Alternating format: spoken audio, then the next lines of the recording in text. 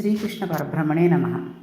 నిన్నటి పారాయణంలో మనం భరతుడు తన అంత్య సమయంలో ఒక లేడీని పెంచుకుని లేడీ మీదే దృష్టి పెట్టుకున్నందువల్ల తర్వాత జన్మలో లేడీగా పుట్టడం, అటు తర్వాత ఎండుగడ్డిని మాత్రమే తింటూ ఉండడం, ప్రాణం విడిచిపెట్టిన తర్వాత ఈసారైనా కాస్త మంచి పనులు చేయాలి అనుకునే ఉద్దేశంతో ఉన్నాడు. కాబట్టి ఆయన అంగీరసుడు అనే ఒక బ్రహ్మజ్ఞాని కడుపున పుట్టడం, అతను సరిగ్గా ఉన్నట్లయితే వీళ్ళు ఏదో ఒక పనిని చెప్పడం, లేకపోతే సంధ్యావందనం అది సరిగ్గా చేస్తే పెళ్లి చేయడం చేస్తారని ఒక పిచ్చివాడిగా నటించడం చేస్తూ ఉండేవాడు.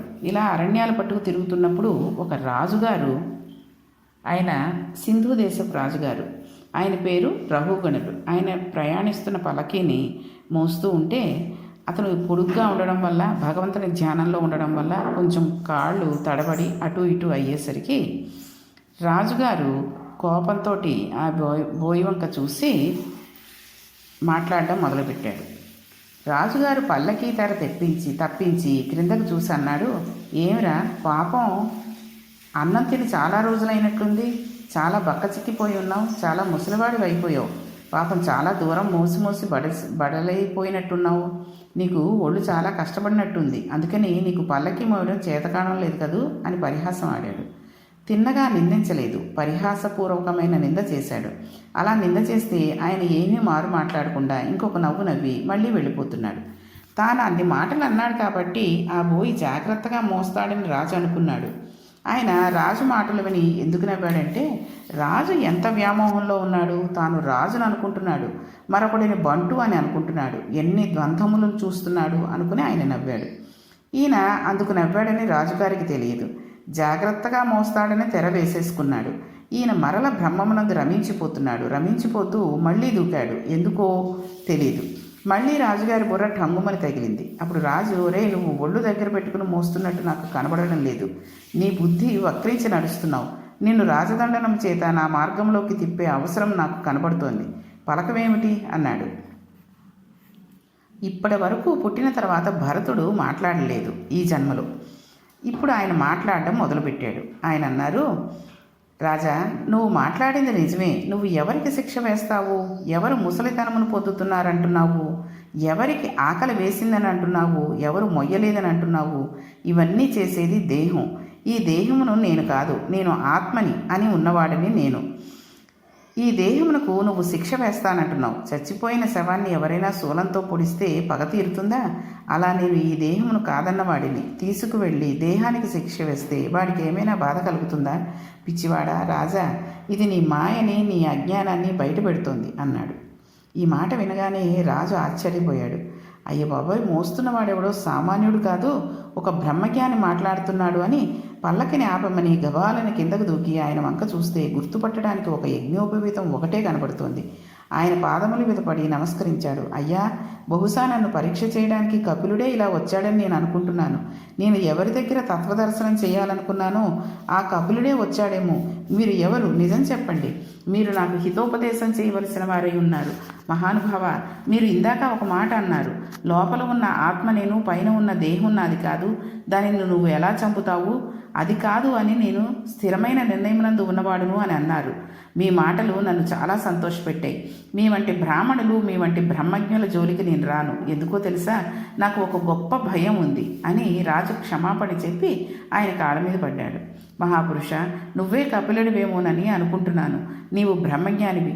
నేను యమధర్మరాజు గారు వచ్చి పాసం వేసినా భయపడను, పరమశివుడు శూలం ఎత్తినా నేను భయపడను, సాక్షాత్తు సూర్యచంద్రులు మొదలైన దేవతలు వచ్చి నా మీద అస్త్రములు ప్రయోగించినా నేను బెంగపెట్టుకోను. కానీ మహాపురుషులై బ్రహ్మజ్ఞానులైన బ్రాహ్మణుల జోలికి వెళ్ళడానికి నేను భయపడతాను. మీరు నాతో ఒక మాట అన్నారు, ఈ శరీరం మీరు కాదు అని అంటున్నారు, కానీ నాకు ఒక్క మాట చెప్పండి, లేనిది ఎలా కనబడుతుంది? ఈ కంటికి కనబడుతున్నది కదా అని అడిగాడు. చూసారా, వెంటనే తను చేసిన పని తప్పు అని తెలుసుకుని రాజుగారు ఆ బ్రహ్మజ్ఞాని కాళ్ళ మీద పడి శరణు వేడుకున్నాడు. అలాగే చాలామంది బ్రాహ్మణులనే అని కాదు, ఎవరినైనా సరే ముసలివాళ్ళని చూసినా అదొక ఎగతాళిగా మాట్లాడుతూ ఉంటారు ఈ కాలం కుర్రాళ్ళందరూ కూడా.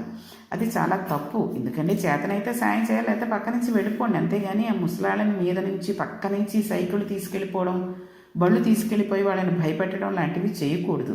ఇలాంటివి చాలాను రోడ్ల మీద చూస్తూ ఉంటాను. వాళ్ళు 1-2 సార్లు బేరాలాడి కొంచెం చాదస్తం పెరిగి అడిగేసరికి అదొక వెటకారం నవ్వేస్తూ ఇంకా బేరవాడి ఆ డబ్బులన్నీ దాచుకొని ఏం చేస్తావు నా అమ్మ అని అడుగుతూ ఉంటారు. ఇవన్నీ కూడా మంచి పద్ధతి కాదు. కాబట్టి మనం ఎవరినైనా ఏదైనా అనాలి అంటే ఒక మాట మాట్లాడాలి అంటే చాలా ఆలోచించి మాట్లాడాలి. ఎందుకంటే దాని ఫలితం ఈరోజు అనుభవించాం, తర్వాత తప్పకుండా అనుభవిస్తాం. మనం కూడా రేపు పొద్దున పెద్దవాళ్ళం అయిపోతాం, ముసలివాళ్ళం అవుతాం, చాదస్తాలు పెరుగుతాయి. 1-4 సార్లు కళ్ళజోళ్ళు సర్దుకుని చూసుకుంటూ ఉంటాం, మోకాళ్ళ నొప్పులను వంగి నడుస్తూ ఉంటాం, ఎన్నెన్నో కర్మలు అనుభవించాల్సి వస్తుంది. కాబట్టి ప్రతి ఒక్కళ్ళు కూడా జాగ్రత్తగా మాట్లాడడం నేర్చుకోండి. ఇప్పుడు ఈ రాజు ఎంత గొప్ప ప్రశ్న వేశాడో చూడండి. ఒక గిన్నెలో కొంత నీరు పోసి కొన్ని గింజలు వేసి అగ్నిహోత్రం మీద పెడితే ఉడికి అన్నం తయారైనట్టు లోపల కలిగిన కామం చేత దహింపబడి ఇంద్రియముల చేత పొందిన సుఖము వలన మనస్సు ఆనందం పొందుతోంది కదా. ఇవి లేవని మీరు ఎలా చెబుతున్నారు? ఇవి లేవు, ఆత్మ ఉన్నది అని మీరు ఎలా అన్నారు అని అడిగాడు. అప్పుడు భరతుడు నవ్వి, రాజా, నువ్వు ఉపదేశం పొందడానికి అర్హతను పొందావు, అందుకని చెబుతున్నాను. నేను అనబడే పదార్థము ఈ కన్నుల చేత చూడలేనిది కాదు, ఈ కన్నులకు కనబడుతుంది. దీనిని తిరస్కరించకపోతే నీకు ఏది కనబడుతుందో అది సత్యమని నిలబడిపోయిన వాడివే. ఇప్పుడు ఇంకా నీకు బోధ ఎందుకు? ఎదురుగుండా ఉన్నవాళ్ళు మనుష్యులు, నేను మనిషిని అనడానికి బోధ అక్కర్లేదు. ఉన్నది ఒక్కటే. ఈ నేత్రమునకు 3 వలన అనేకము కనబడతాయి. అవి కాలము, బుద్ధి, నామములు.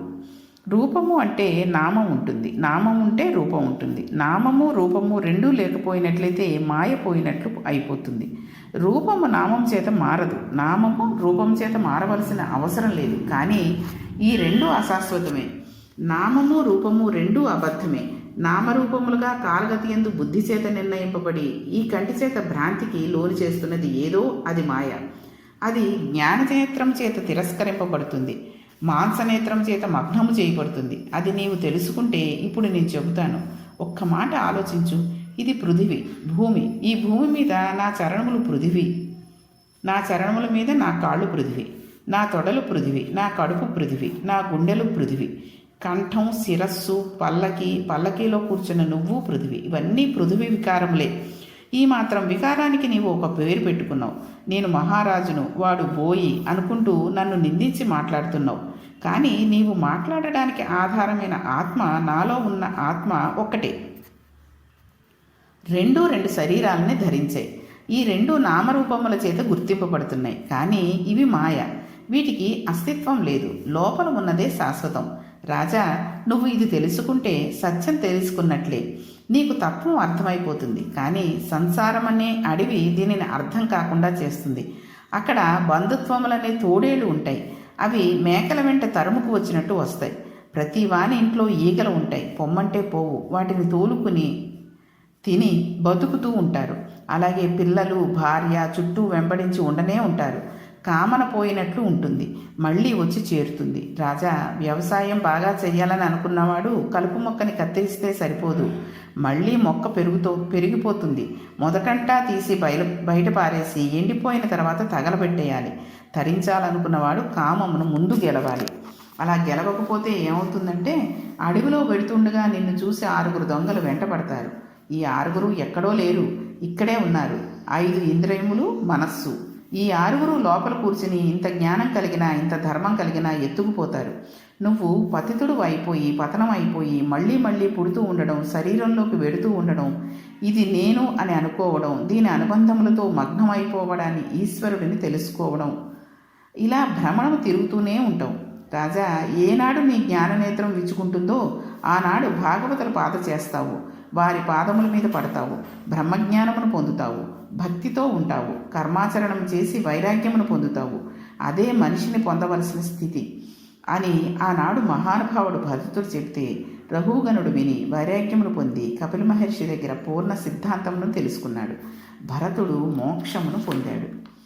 చూడండి, ఇవి చెప్పిన విషయాలన్నీ కూడా మనం ధర్మంగా సంసారం చేసుకోవాలి. పెళ్లి చేసుకోకండి, ఇలా సన్యాసులు అయిపోండి అని చెప్పడం కాదు. కానీ కొంతకాలం అయిన తర్వాత అయినా మనం వైరాగ్యాన్ని తెచ్చుకుని భగవంతుని మీద మనస్సుని నిలబెడితే అది మనకి అంత్య దిశలో చాలా, అంటే ఎంతో పుణ్యాన్ని సంపాదించుకున్న వాళ్ళమే మోక్షాన్ని పొందడానికి అవకాశం ఉంటుంది. ఇలా ఎంతోమంది ఒక చిన్న పొరపాటుకి ఎన్నో జన్మలు ఎత్తవలసి ఉంటుంది. ఎన్ని జన్మలు ఎత్తి భరతుడు మోక్షమును పొందాడో చూడండి. మనిషి సాధన విషయంలో ఎంతో జాగ్రత్తగా ఉండాలి. అరణ్యానికి వెడితే మోక్షం వచ్చేస్తుంది అని అనుకోవడం చాలా అమాయకత్వం. ఇంట్లో ఉండి ప్రియవ్రతుడు మోక్షం పొందాడు, ఇంట్లో ఉండి నాభి మోక్షం పొందాడు. అంత వైరాగ్యంతో అంతఃపురంలోంచి బయటికి వెళ్ళి ఋషభుడు మోక్షం పొందాడు. ఇంట్లో ఉంటే నన్నేదో పట్టేసుకుంటుందని భయపడిపోయి అరణ్యానికి వెళ్ళిపోయి 3 జన్మలు ఎత్తి మోక్షం పొందాడు భరతుడు. కాబట్టి నిన్ను పాడు చేసేది ఇల్లు కాదు, నీ లోపల ఉన్న మనసు పాడు చేస్తుంది. అందుకే ఆధునిక కవి ఒక మాట చెప్పారు, ఇది మోటుగానే ఉంటుంది. తలనీలాల అస్తమానం ఇచ్చేస్తే ఎంతకని సరిపోతుంది, మళ్ళీ పుట్టేస్తాయి. పాపాలు కూడా ఇలాంటివే. పాపాలకు నిలయమైన మనస్సును ప్రక్షాళన చేయాలి.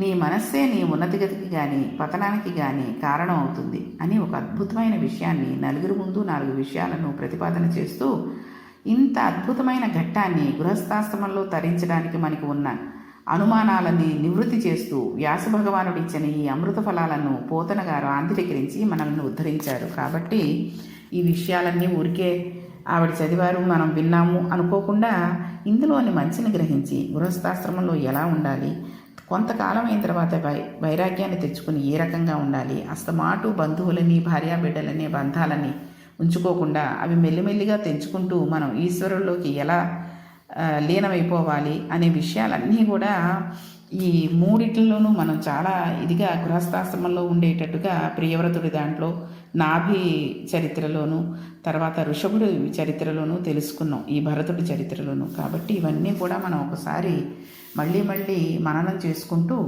జాగ్రత్తగా గృహస్థాశ్రమంలో ఎలా ఉండాలో అలా ఉండి తరించాలి.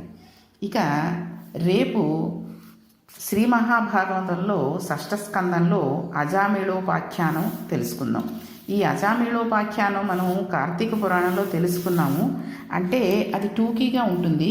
ఇందులో మనం కొంత వివరంగా తెలుసుకుంటూ మంచి విషయాలను కూడా మనం ఏ రకంగా పాటించాలి అనే విషయాన్ని రేపటి పారాయణంలో తెలుసుకుందాం. శ్రీకృష్ణ పరబ్రహ్మణే నమః.